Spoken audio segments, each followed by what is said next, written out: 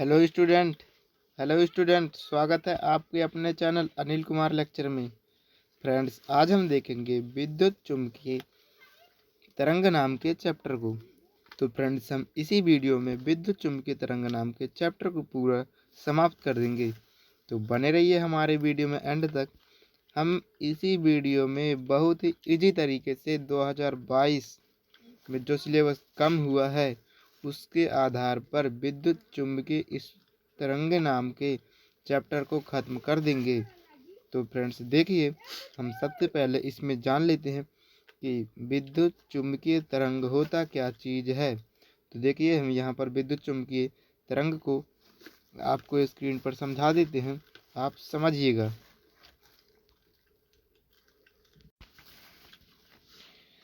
देखिए फ्रेंड्स, आपको स्क्रीन पर दिख रहा है विद्युत चुम्बकीय तरंग हमने लिख दिया है। अब हम इसको समझाएंगे। ये सबसे पहले हम एक डायग्राम को बताएंगे, उसी डायग्राम के माध्यम से आपको विद्युत चुम्बकीय तरंग आसानी से समझ में आ जाएगा। तो देखिए फ्रेंड्स, आपको स्क्रीन पर हम डायग्राम बनाना सिखा देते हैं विद्युत चुम्बकीय तरंग का। तो यहाँ पर देखिए, सबसे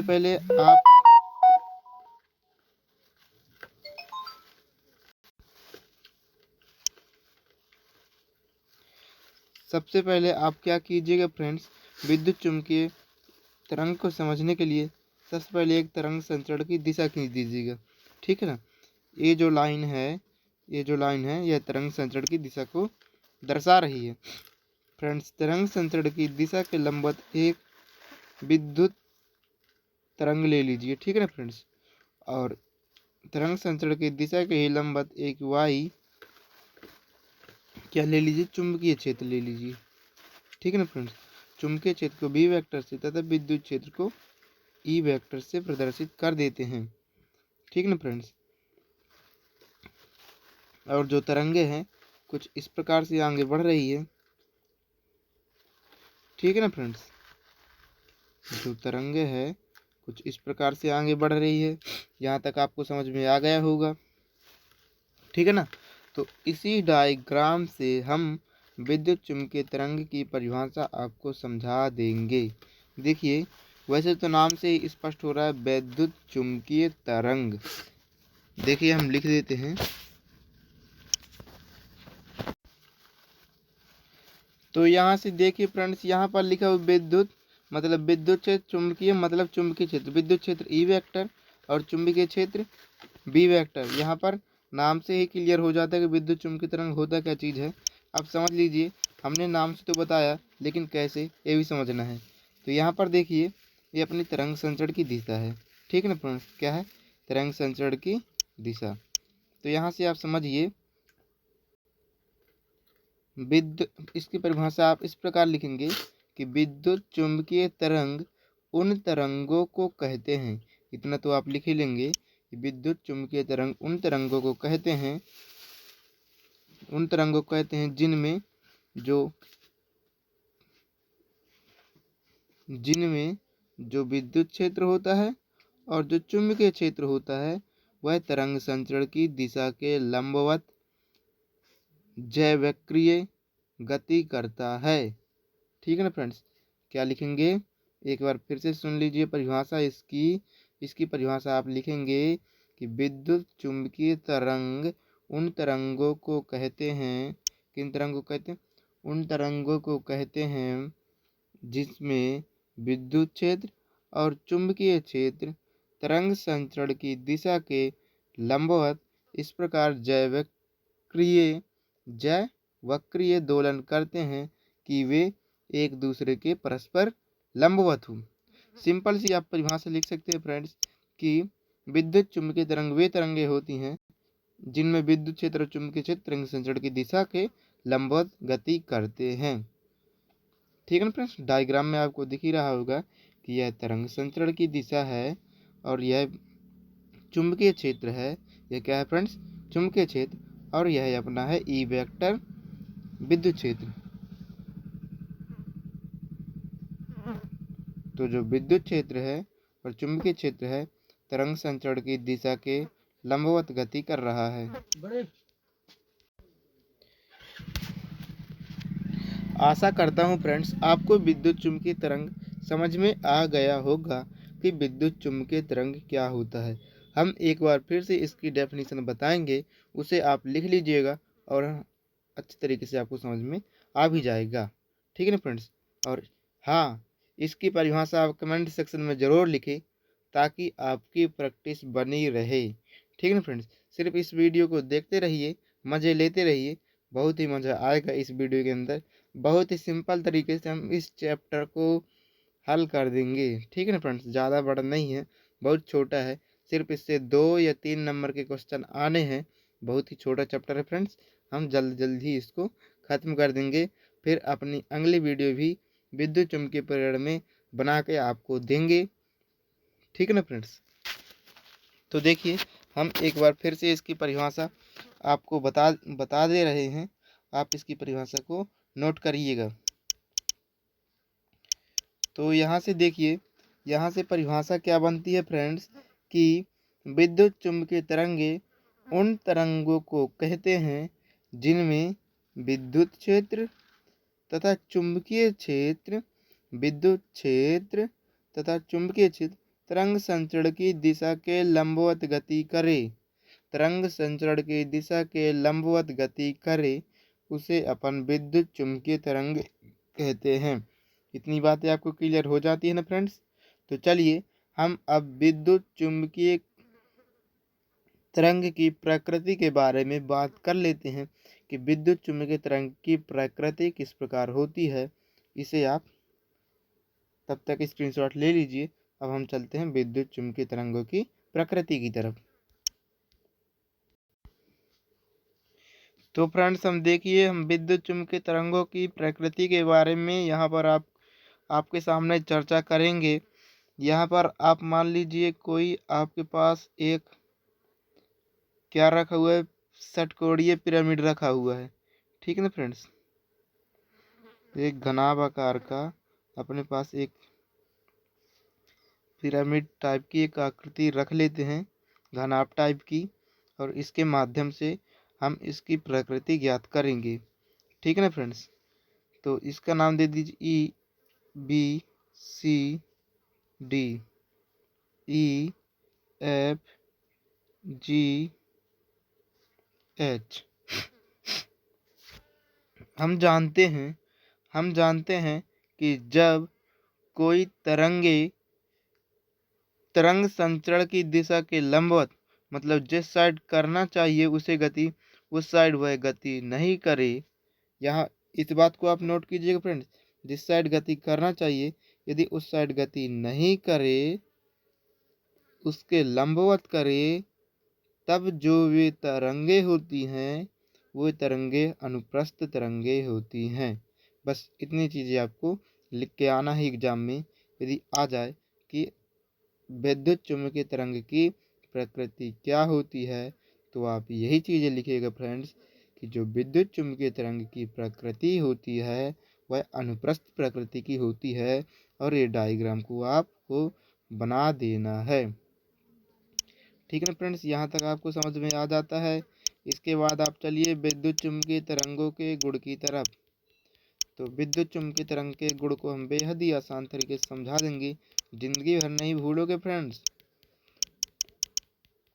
देखिए, हम यहाँ पर आपको विद्युत चुम्बकीय तरंगों के गुणों के बारे में बता देते हैं। तो फ्रेंड्स यहाँ से देखिए विद्युत चुम्बकीय तरंगों के गुण। तो विद्युत चुम्बकीय तरंगों के गुण में सबसे पहले आपके गुण में डालना है, आपको प्रश्न पूछना है भाई। इसमें क्या करना है, प्रश्न पूछना है। कैसे प्रश्न पूछोगे भाई, विद्युत चुम्बकीय तरंग है क्या चीज़। सबसे पहले आप यही लिखेंगे विद्युत चुम्बकीय तरंग है क्या चीज़।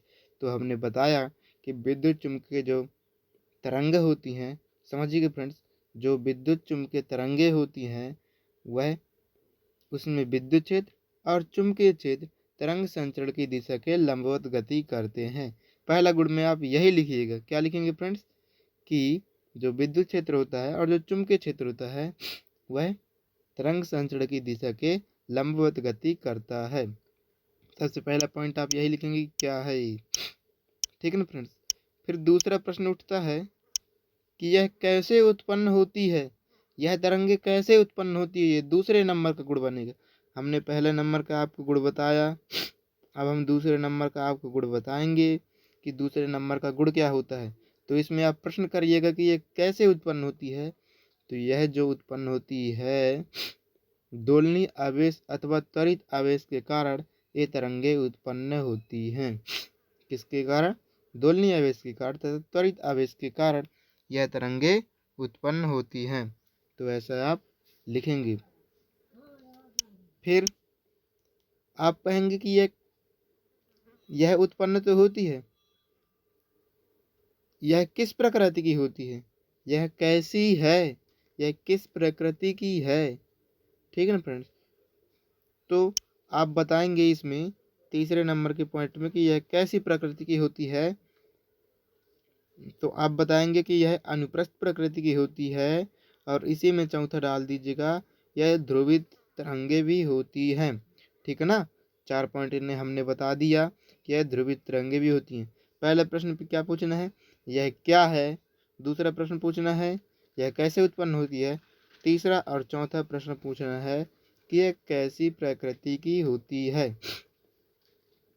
अब पांचवा प्रश्न पूछना है कि यह क्या कर सकती है, यह जो तरंगे है यह क्या कर सकती है। तो यह जो तरंगे है ना भाई, यह कर सकती है कि यह किसी भी माध्यम में जा सकती है बिना किसी रोक टोक के। इसे कोई भी नहीं रोक सकता, यह किसी भी माध्यम में जा सकती है। इसे गमन करने के लिए किसी भी माध्यम की आवश्यकता नहीं होती है, वह अपने आप में ही पर्याप्त है।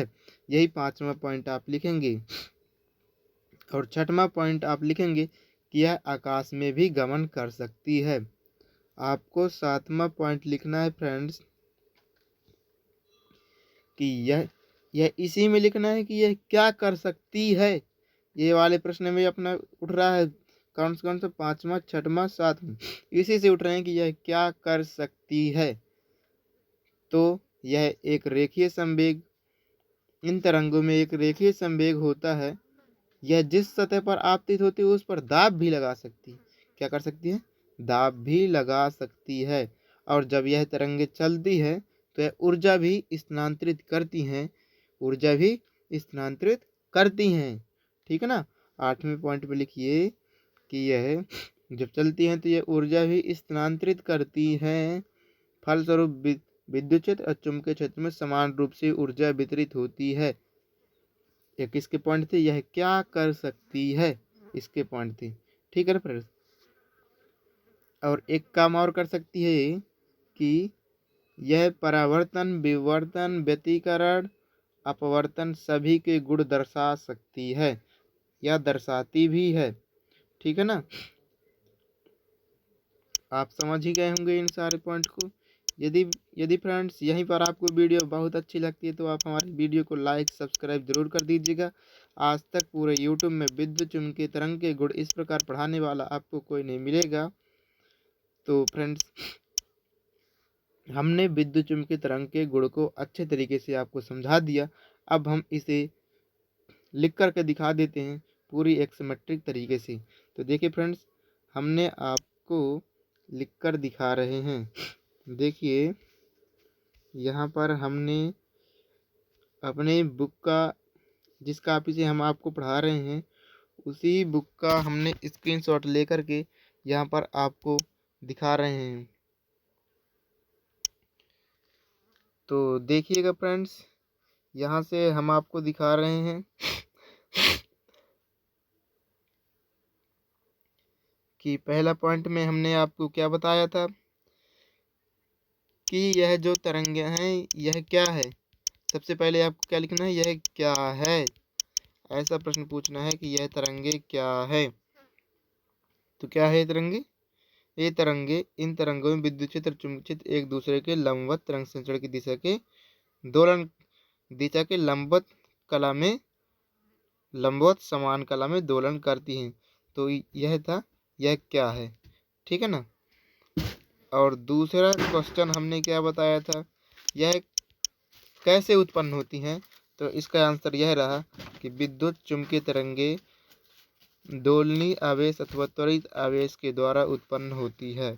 ठीक है ना फ्रेंड्स। हमने तीसरा बताया था कि यह कैसी है। तो इसका आंसर है कि इन तरंगों के, ये नहीं है इसका आंसर। इसका आंसर है फ्रेंड्स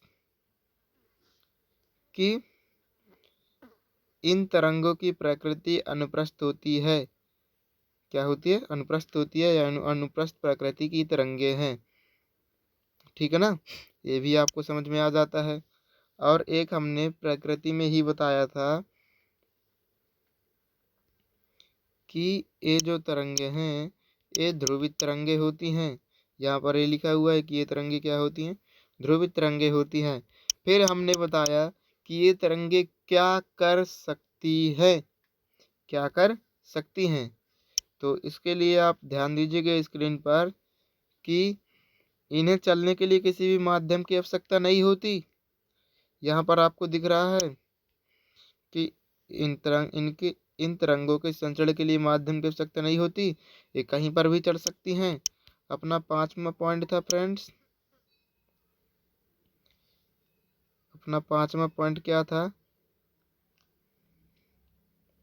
देखिए अपना 5वां पॉइंट था कि ये तरंगे मुक्त आकाश में समान वेग से चल सकती हैं। ठीक है ना। और अपना 6वां पॉइंट था कि ये जो तरंगे हैं, ये तरंगे, यहाँ पर ध्यान दीजिएगा, ये तरंगे अपने साथ ऊर्जा का स्थानांतरण करती हैं। यह विद्युत ऊर्जा चुंबकीय क्षेत्र में समान रूप से वितरित होती है। और 8वां ये था, इनमें रेखीय संवेग होता है। ये जिस सतह पर आपतित होती है वह दाब लगाती हैं। ठीक है ना फ्रेंड्स। आई होप आपको वीडियो पसंद आ रही होगी। यदि वीडियो पसंद आती है तो वीडियो को लाइक सब्सक्राइब जल्द कर लें, क्योंकि हम इसी प्रकार की और भी वीडियो लाते ही रहते हैं। ठीक है ना फ्रेंड्स। तो आपको विद्युत चुम्बकीय तरंगों के गुण अच्छे से समझ में आ गए होंगे। यदि आप इसका स्क्रीनशॉट लेना चाहते हैं तो आप इसका स्क्रीनशॉट ले सकते हैं। ठीक है ना फ्रेंड्स। हम जूम कर दे रहे हैं, लीजिए जल्दी से स्क्रीनशॉट।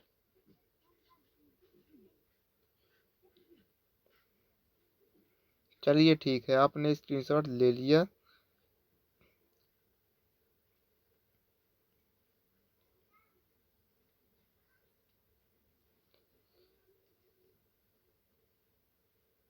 अब हम इसे साइड में कर देते हैं। ठीक है ना फ्रेंड्स। तो हमने विद्युत चुम्बकीय तरंगों के गुण इतने बेहद आसान तरीके से बता दिया कि आपको बहुत ही अच्छे तरीके से समझ में आ जाए। अब आपको विद्युत चुम्बकीय तरंगों के गुण भूलेगा नहीं। आपको प्रश्न पूछ के काम करना है कि यह क्या है, यह कैसे उत्पन्न होती है, यह कैसी है, यह क्या कर सकती है और क्या नहीं कर सकती है। यह सभी चीज़ें पूछना है आपको। अब आप इस वीडियो में पढ़ेंगे कि जो विद्युत चुम्बकीय स्पेक्ट्रम क्या चीज़ होता है और इन्हें कितने भागों में विभाजित किया गया है और कैसे कैसे विभाजित किया गया है, इसे आप समझिएगा। तो सबसे पहले आप समझिए कि विद्युत चुम्बकीय स्पेक्ट्रम होता क्या चीज़ है। विद्युत चुम्बकीय स्पेक्ट्रम होता क्या चीज़ है, इस चीज़ को आप समझिएगा।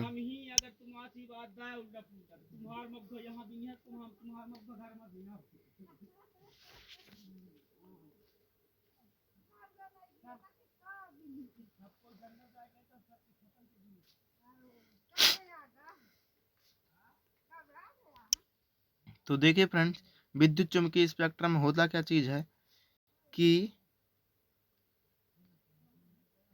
विद्युत चुम्बकीय तरंगों का स्पेक्ट्रम होता क्या चीज़ है, इसे समझिएगा। तो विद्युत चुम्बकीय तरंगों को उनके आवृत्ति के क्रम में बांटना, विद्युत चुम्बकीय तरंगों को उनके आवृत्ति के क्रम में बांटना विद्युत चुम्बकीय स्पेक्ट्रम कहलाता है। क्या कहलाता है फ्रेंड्स? विद्युत चुम्बकीय स्पेक्ट्रम। विद्युत चुम्बकीय तरंगों को उनके आवृत्ति के क्रम में बांटना, विद्युत चुम्बकीय तरंगों को उनके आवृत्ति के क्रम में बांटना विद्युत चुम्बकीय स्पेक्ट्रम कहलाता है। इसे आप ध्यान रखिएगा। और चलिए अब हम विद्युत चुम्बकीय स्पेक्ट्रम के विभिन्न प्रकारों को समझा देते हैं और उसे आप समझते जाइएगा। ठीक है ना फ्रेंड्स। तो देखिए, सबसे पहली है जो आवृत्ति के क्रम में जिसकी आवृत्ति सबसे ज़्यादा है वह है फ्रेंड्स, उसे नोट कीजिएगा, रेडियो तरंगे। क्या है? जो रेडियो तरंगे हैं, ध्यान दीजिए, जो रेडियो तरंगे हैं वह सबसे अधिक आवृत्ति वाली तरंगे हैं, जिसकी आवृत्ति होती है फ्रेंड्स 5 × 10⁵ से 10⁹ हर्ट्ज तक। ठीक है ना फ्रेंड्स। और इसकी तरंग दैर्ध्य होती है, ध्यान दीजिएगा, 6 × 10⁻² से 0.3 मीटर। ठीक है ना फ्रेंड्स। इतनी चीज़ें आपको क्लियर हो जाती हैं। अब इसके गुण को देख लीजिएगा।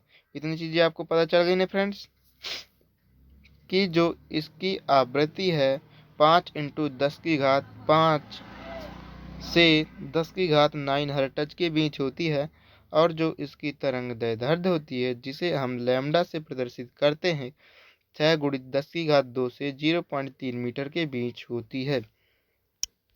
ठीक है ना फ्रेंड्स, यहाँ तक आपको समझ में आ जाता है। चलिए अब हम इसे बताते हैं कि इसकी गुण क्या है। ठीक है ना फ्रेंड्स। तो इसके गुण आप अपने कापी में नोट कीजिएगा। हम बोल दे रहे हैं कि इसका जो गुण है, यह जो यह तरंगे हैं,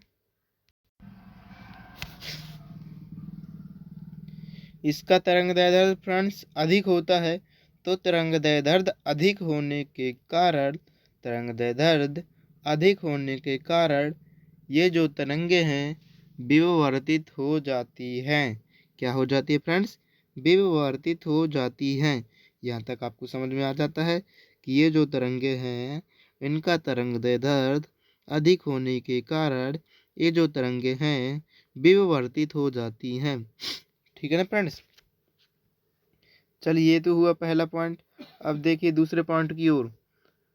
तो दूसरा पॉइंट क्या है कि इसके गुण क्या हैं। तो इसका गुण में नोट कीजिएगा कि जो इसका गुण है वह है कि ये जो तरंगे हैं यह संचार प्रणाली में प्रयुक्त किए जाते हैं। किसमें फ्रेंड्स?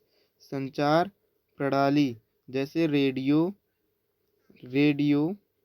सिनेमा, टेलीविज़न इत्यादियों में इसका प्रयोग किया जाता है। ठीक है ना फ्रेंड्स। तो ये हो गई रेडियो तरंगे। अब इसके बाद आप देखिए, इसके बाद दूसरे नंबर में आती है, सूक्ष्म तरंगे। तो फ्रेंड्स, सूक्ष्म तरंगे को ध्यान दीजिए। सूक्ष्म तरंगे भी बेहद ही आसान है, बिल्कुल इसी की तरह, और यह बोर्ड परीक्षा की दृष्टि से बेहद इम्पोर्टेंट है सूक्ष्म तरंगे। ठीक है फ्रेंड्स। तो सबसे पहले जानिए इसकी जो आवृत्ति है वह आवृत्ति कितनी होती है। तो इसकी जो आवृत्ति है फ्रेंड्स वह होती है 3 × 10⁹ से 3 × 10⁻11 हर्ट्ज। और जो इसका तरंग दैर्ध्य होता है 0.1 मीटर से 1 किलोमीटर होता है। ठीक है ना फ्रेंड्स, इसका तरंग दैर्ध्य। तो इतनी बातें आपको क्लियर हो जाती हैं। चलिए इसके बाद इसका क्या देख लेते हैं, इसके गुण क्या चीज़ हैं। फ्रेंड्स, जो हमने अभी रेडियो तरंगे बताया, रेडियो तरंगे में जो दूसरा नंबर का पॉइंट वह गुण नहीं था, वह उसका उपयोग था। क्या था फ्रेंड्स? उपयोग था। जो पहला नंबर का था वह उसका गुण था। उसका गुण क्या था कि वह उच्च तरंग दैर्ध्य का होने के कारण वह विवर्तित हो जाती है। ठीक है ना। और इसका उपयोग क्या है कि इसका उपयोग संचार प्रणालियों जैसे रेडियो, सिनेमा, दूरदर्शन आदि के क्षेत्र में इसका उपयोग किया जाता है। दूसरा पॉइंट, अब हम दूसरे पॉइंट में आ चुके हैं जो कि बेहद ही इम्पोर्टेंट है। सूक्ष्म तरंगे बहुत ही इम्पोर्टेंट है फ्रेंड्स, बोर्ड में इसे आना ही आना है, इससे एक क्वेश्चन तो बनेगा ही बनेगा, ठीक है ना। तो हमने इसकी तो आवृत्ति आपको बता ही दी कि 3 × 10⁻9 से 3 × 10⁻11 हर्ट्ज के बीच इसका आवृत्ति होती है, और जो इसकी तरंगदैर्ध्य होती है 0.1 मीटर से 1 किलोमीटर के बीच होती है इसकी तरंगदैर्ध्य। तो फ्रेंड्स इतना क्लियर हो गया आपको। अब देखिए कि जो इनके गुण होते हैं वह गुण क्या होते हैं। तो इसका जो तरंगदैर्ध्य होता है, इसका तरंगदैर्ध्य रेडियो तरंगे के तरंगदैर्ध्य से कम होता है। क्या होता है? कम होता है। और ये कम होने के कारण यह अपने अवरोध के आकार का होता है, और अवरोध के आकार के होने के कारण ये जो किरणें हैं यह विवर्तित हो जाती हैं। क्या हो जाती है फ्रेंड्स? विवर्तित नहीं होती हैं। कम प्रतिरोध होगा तो विवर्तित नहीं होंगी, यदि ज़्यादा प्रतिरोध होगा तो वे विवर्तित हो जाएंगी। ठीक है ना फ्रेंड्स, इतनी चीज़ें आपको क्लियर हो जाता है। अब यहाँ से देखिए कि जब ये विवर्तित नहीं होती, मतलब फैलाव नहीं होता, तो उन्हें किसी एक दिशा में भेजा जा सकता है। क्या किया जा सकता है फ्रेंड्स? किसी एक दिशा में भेजा जा सकता है। यदि ये तरंगे क्या नहीं होती, अगर देखिए विवर्तित इस प्रकार होंगी कि ये तरंगे विवर्तित हो जाएंगी, मतलब अनेक दिशा में चली जाएंगी। लेकिन यह जो तरंगे होती हैं ये विवर्तित नहीं होती हैं, इन्हें एक दिशा में भेजा जा सकता है। ठीक है ना फ्रेंड्स, इतनी चीज़ें आपको क्लियर हो जाती हैं। अब इसके चलिए उपयोग की तरफ, जो कि इससे एक क्वेश्चन बनना ही बनना है इसके उपयोग से और इसके गुण से।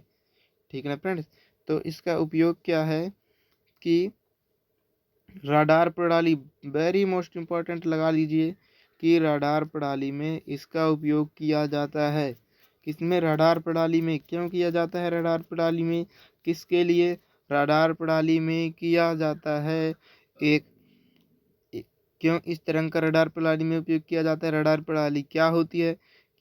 रडार प्रणाली वह होती है समुद्र में गुमे हुए चीज़ों को पता लगाने के लिए। सूक्ष्म समुद्र में यदि कोई चीज़ गुम जाती है उसे ढूंढना रडार प्रणाली कहलाता है। तो यह तभी संभव है जब वह एक ही दिशा में जाए और क्या हो, विवर्तित ना हो। तो यही चाहिए, तो यही सभी गुण अपना सूक्ष्म तरंग में होता है। तो इसके लिए सूक्ष्म तरंग का ही प्रयोग किया जाता है। इतनी चीज़ें आपको क्लियर हो जाती हैं। इसके बाद इसका दूसरा गुण भी वेरी इम्पोर्टेंट है friends, micro oven. Micro oven में खाद्य सामग्री को पकाने में, माइक्रो ओवन में खाद्य सामग्री को गर्म करने पर, खाद्य पदार्थ को गर्म करने पर, इतनी चीज़ आप खुद लिख लेंगे। यह जो सूक्ष्म तरंगे है वेरी वेरी वेरी इम्पोर्टेंट है। क्या है फ्रेंड्स? बहुत बहुत बहुत इम्पोर्टेंट है। ठीक है ना फ्रेंड्स, राडार प्रणाली में इसका उपयोग किया जाता है और माइक्रो ओवन में खाद्य पदार्थ को गर्म करने में, यही सबसे मोस्ट इम्पोर्टेंट है।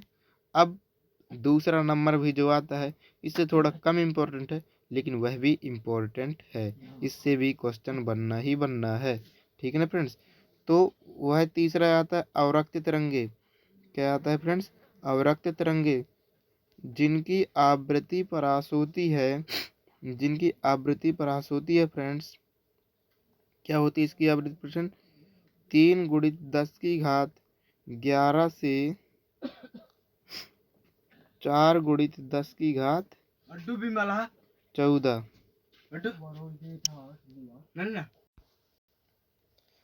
तो फ्रेंड्स हमने इतना बताया कि इसकी आवृत्ति इतनी होती है, और इसका जो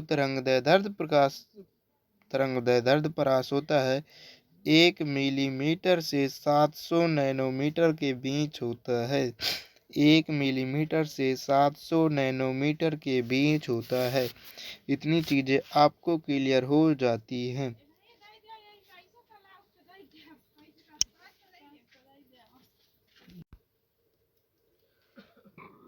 तो फ्रेंड्स, हमने क्या बताया कि इसकी आवृत्ति 1 मिलीमीटर से 700 नैनोमीटर के बीच होती है।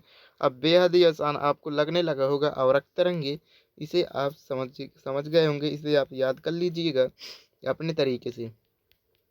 ठीक है ना फ्रेंड्स।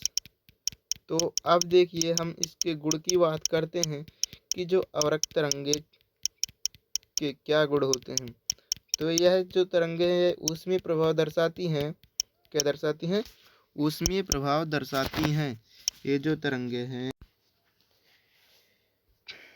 सो फ्रेंड्स, हमने क्या बताया कि जो अवरक्त तरंगे होती हैं वह ऊष्मीय प्रभाव उत्पन्न करती हैं और ये फोटोग्राफी में लगी प्लेट को प्रभावित नहीं करती हैं।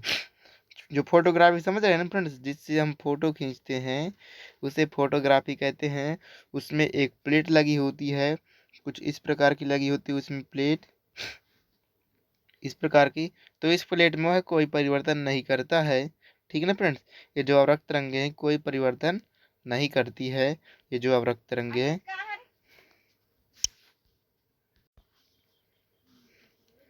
देखिए आप समझिए कि अवरक्त तरंगे होती क्या चीज़ है। तो अवरक्त तरंगे पृथ्वी द्वारा उत्सर्जित की गई तरंगे हैं।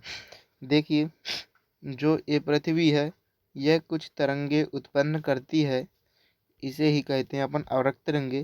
तो यह ऊष्मा के रूप में उत्पन्न करती है, इसलिए इसका पहला गुण है कि यह ऊष्मीय प्रभाव प्रदर्शित करती है।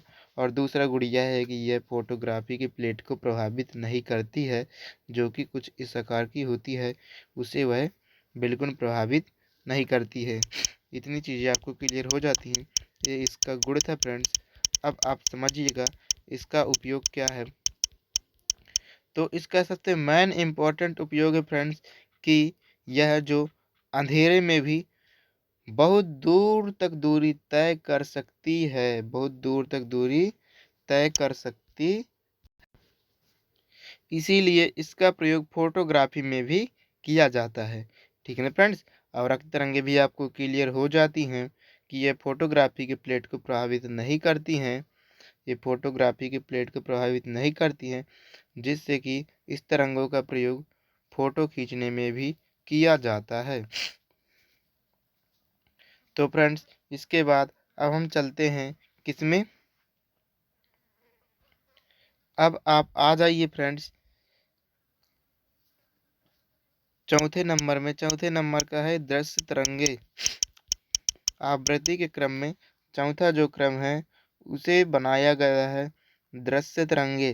तो नाम से ही स्पष्ट है। सबसे पहले हम इसका आपको आवृत्ति प्रास बताएंगे। तो इसका जो आवृत्ति प्रास होता है 4 × 10⁻14 से 7 × 10⁻14, और जो इसका तरंग दैर्ध्य होता है वह 700 नैनोमीटर से 400 नैनोमीटर के बीच होता है। ठीक है ना फ्रेंड्स। इतनी चीज़ें आपको क्लियर हो जाती हैं। इसके बाद आप देखिएगा कि इसके गुण क्या हैं। तो इसका इसके एक गुण है और बहुत बहुत मोस्ट इम्पोर्टेंट गुण है कि ये जो तरंगे हैं यह वस्तुओं में संवेदनशीलता उत्पन्न करती है। मतलब कि जो मानव का नेत्र होता है उनमें उन्हें देखने की संवेदनशीलता लाती है। ठीक है ना फ्रेंड्स। मतलब यह दृष्टि संवेदना उत्पन्न करती है। क्या करती है? दृष्टि संवेदना उत्पन्न करती है। जो दृश्य प्रकाश है वस्तुओं को देखने के लिए हमारे आँख में एक दृष्टि संवेदना उत्पन्न कर देती है। और इसका उपयोग समझिएगा फ्रेंड्स, जो इस तरंग का उपयोग होता है, जो इस तरंग का उपयोग है फ्रेंड्स, यह किसी भी वस्तु को देखने के लिए किया जाता है और उस वस्तु को देखकर विभिन्न प्रकार की जानकारी एकत्र की जा सकती है। तो यह दृश्य तरंग इस चीज़ में हमारी मदद करता है।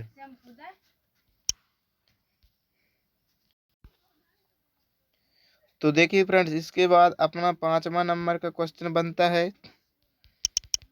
क्या बनता है? पराबैंगनी किरणें। पराबैंगनी किरणें, तो हम यहाँ पर लिख देते हैं पराबैंगनी किरणें। ठीक है ना फ्रेंड्स।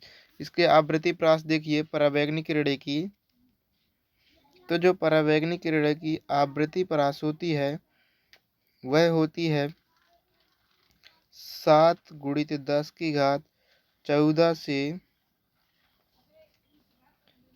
5 गुणित 10 की घात 17 हर्ट्ज में होती है। ठीक है ना फ्रेंड्स।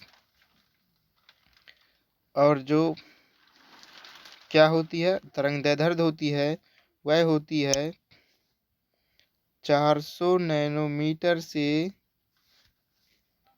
400 नैनोमीटर से लगभग 100 नैनोमीटर के बीच। लगभग 100 नैनोमीटर के बीच। तो इसे आप समझ गए होंगे। अब अपन चलते हैं किसमें, इसके गुण की ओर। तो जो पराबैंगनी किरणें हैं, जितने भी किरणें हैं, ये जो हम यहाँ पास से बताएंगे 3 किरणों के बारे में, उसमें आप गुण में तो बिल्कुल यही चीज़ें लिखिएगा कि यह जो है फोटोग्राफी को प्रभावित कर देती हैं। ठीक है ना फ्रेंड्स। यह जो है फोटोग्राफी को प्रभावित कर देती हैं, 1 नंबर पॉइंट।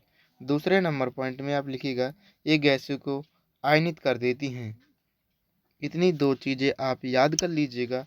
इन 2 चीज़ों को आप जरूर। और एक पॉइंट और लिखिएगा फ्रेंड्स, इन 3 पॉइंटों को याद रखिएगा कि ये प्रतिदीप्त तरंगे उत्पन्न करती हैं। ये प्रतिदीप्त तरंगे उत्पन्न करती हैं।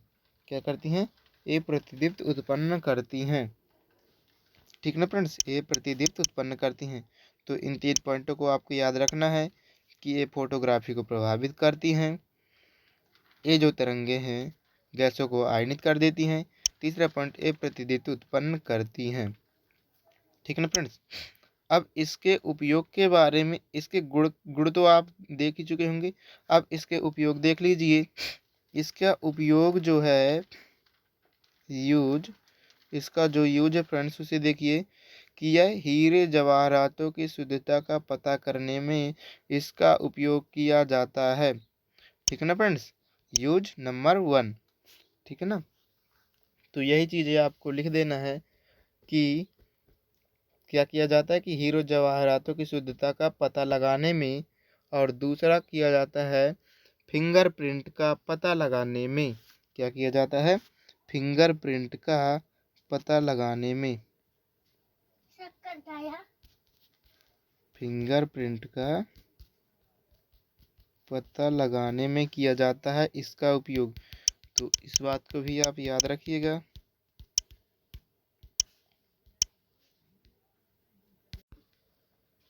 तो इतनी चीज़ें आपको क्लियर हो जाती है फ्रेंड्स, फिंगरप्रिंट का पता लगाने में।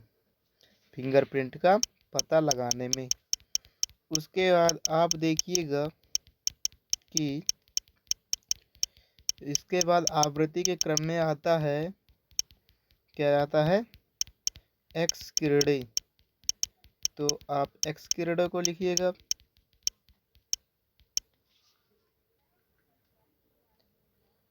एक्स किरणें। तो जो एक्स किरणें की, जो एक्स किरणें हैं, इनकी जो आवृत्ति परास होती है फ्रेंड्स, इनकी जो आवृत्ति परास होती है वह होती है 3 गुणित 10 की घात 16 से 3 गुणित 10 की घात 21 हर्ट्ज। और जो इसकी आवृत्ति परास होती है वह 10 नैनोमीटर से 10 की घात -4 नैनोमीटर होती है। इतनी बातें आपको क्लियर रखना है। उसके बाद आप देखिएगा कि जो एक्स किरणें होती हैं वह होती क्या चीज़ हैं। एक क्वेश्चन भी आपसे पूछा जाएगा कि एक्स किरणें क्या चीज़ है और इसका उपयोग, इसके कोई दो उपयोग बताइए।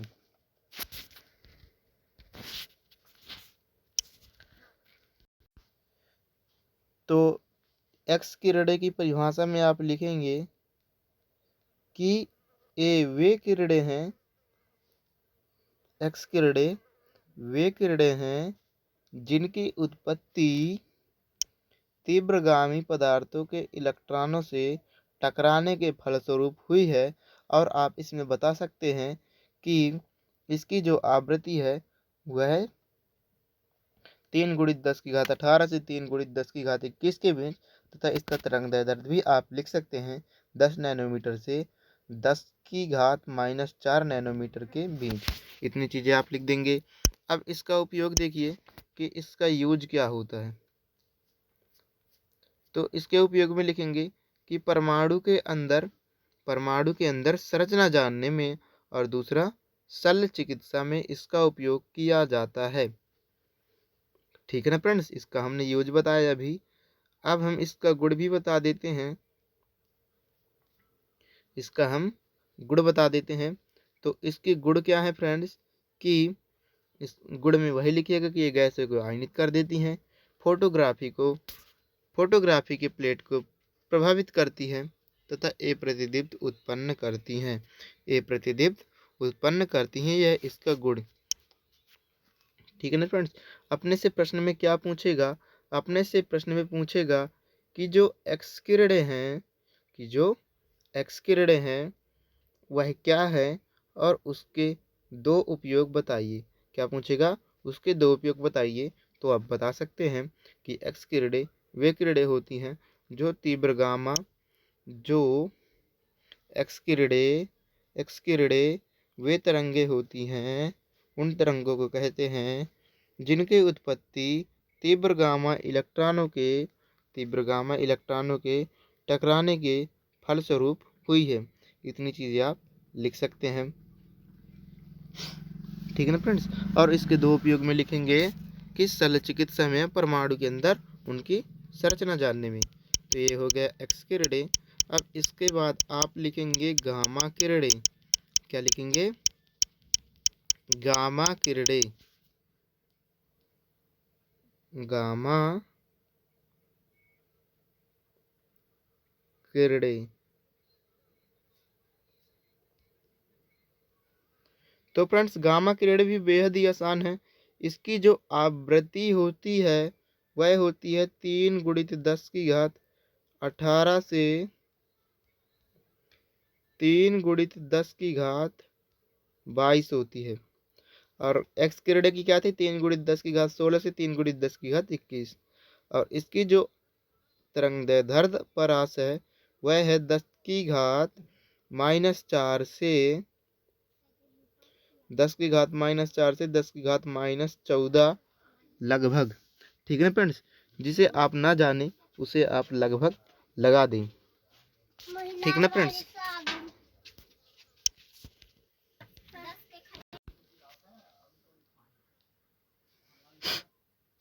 तो फ्रेंड्स यहाँ तक आप जान गए होंगे। अब इसके जो गुण लिखिएगा, इसका गुण में बिल्कुल वही लिखना है, कुछ नहीं लिखना है। क्या लिखना है इसके गुण में आपको फ्रेंड्स,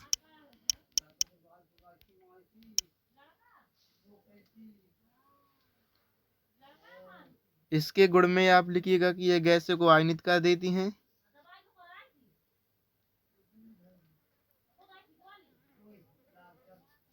यह गैसों को आयनित कर देती हैं, फोटोग्राफी के प्लेट को प्रभावित करती हैं, और तीसरा ये प्रदीप्त उत्पन्न करती हैं। ये हो गए। अब इसके बाद आप इसका उपयोग में लिखिएगा कि इसका यूज क्या है। यूज देखिए फ्रेंड्स कि इसका उपयोग है गामा किरणों का बेहद ही आसान है, कैंसर का इलाज करने में किया जाता है। ठीक है ना फ्रेंड्स। क्या लिखेंगे, इसके उपयोग में आप लिखेंगे गामा किरणों के उपयोग में कि कैंसर का इलाज करने में इसका उपयोग किया जाता है। किसका, गामा किरणों का उपयोग कैंसर का इलाज करने में किया जाता है और नाभिकीय संरचना का पता लगाने में भी इसका उपयोग किया जाता है। ठीक है ना फ्रेंड्स, इतनी चीज़ें आप लिख लेंगे।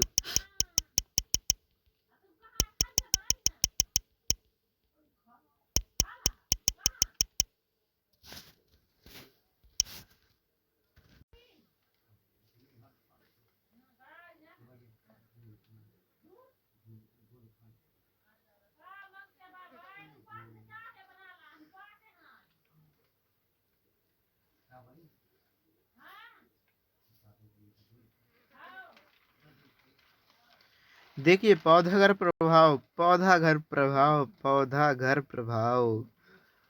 यहाँ पर पौधा बना दीजिए, कुछ ना करिए, घर बना दीजिए। यहाँ पर एक घर बना दीजिए, वो भी किसका? कांच का घर। ऐसे वैसे घर में पौधा नहीं रहेगा, क्योंकि ठंड देशों के लिए पौधा घर प्रभाव बनाया जाता है। ठीक है ना फ्रेंड्स, तो कांच का एक घर बना दीजिए, उसे बंद कर दीजिए। यहाँ से दिन निकलेगा,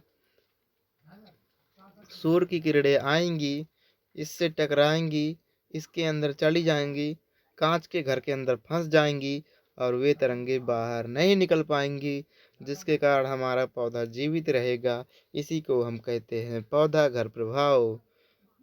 यह धरती भी है जो अवरक्त तरंगे उत्पन्न करती है, जो कि पौधे को गर्म रखती है और पौधा हमारा हरा भरा रहता है। तो यही चीज़ें आपको लिख देना है फ्रेंड्स।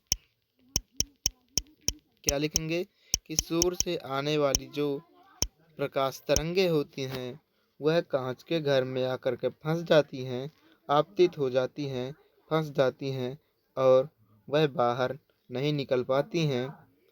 कैसे? एआई कांच के घर में प्रवेश कर गई, यहाँ पर पौधा है, और फिर यह बाहर नहीं निकल पाती और यहीं परिवर्तित हो जाती हैं और ठंड देशों में भी ये पौधे बचे रहते हैं। इन पौधों का कोई अहित नहीं होता और जो पृथ्वी भी है और तरंगे छोड़ती है वह भी वायुमंडल से टकरा करके पुनः वापस आ जाता है इसी कांच के घर में। ठीक है फ्रेंड्स, तो आई होप आपको वीडियो बहुत अच्छी लगी होगी। यदि आपको वीडियो पसंद आती है तो वीडियो को लाइक सब्सक्राइब जरूर कीजिएगा। फ्रेंड्स, यहाँ पर आपका पूरा चैप्टर खत्म हो चुका है। अब हम आपको क्वेश्चन कराने वाले हैं इसी वीडियो में। ठीक है ना फ्रेंड्स, आपका चैप्टर खत्म हो चुका है। अब हम कुछ मोस्ट इम्पोर्टेंट आपको क्वेश्चन बताएंगे, बस आपका चैप्टर खल्लास। तो यहाँ से एक क्वेश्चन बनता है कि माइक्रोवेव ओवन का सिद्धांत बताइए। माइक्रोवेव ओवन का सिद्धांत अपने को पढ़ना है। ठीक है ना फ्रेंड्स, माइक्रोवेव ओवन का सिद्धांत पढ़ना है अपने को। का सिद्धांत, ठीक है ना फ्रेंड्स। तो माइक्रोवेव ओवन का सिद्धांत जो है, जो माइक्रोवेव ओवन का सिद्धांत है, यह सिद्धांत खाद्य पदार्थ सामग्री को पकाने के लिए इस सिद्धांत का उपयोग लाया गया है। इस सिद्धांत के अनुसार फ्रेंड्स, इस सिद्धांत के अनुसार लिखिएगा कि इस सिद्धांत के अनुसार